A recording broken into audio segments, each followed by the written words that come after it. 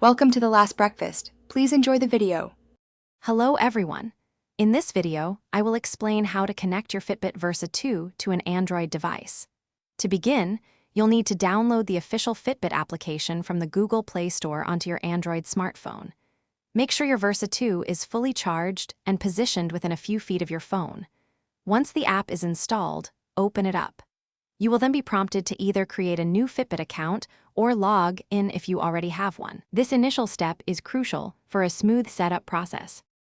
Now let's get your Versa 2 paired. Inside the Fitbit app, tap on your profile picture located in the top left corner.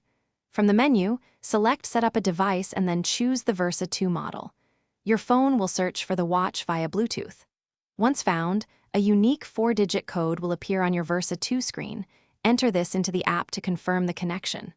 Finally, you'll be guided to connect your Versa 2 to your home Wi-Fi network, which is important for updates. With your Versa 2 paired, let's ensure seamless syncing and notifications. Always keep your Android phone's Bluetooth and internet access enabled. It's also vital to grant all required permissions to the Fitbit app in your phone settings for optimal performance. To manually sync, simply open the Fitbit app and pull down on the Today tab until you see the progress bar.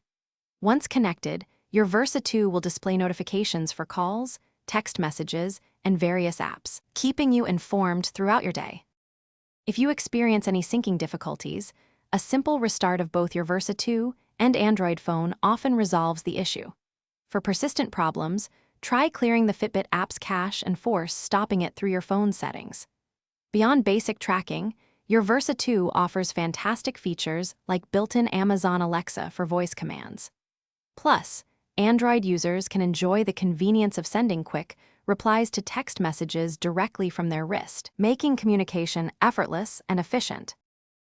Thanks for watching. If this was helpful, leave a like and consider subscribing. See you next time.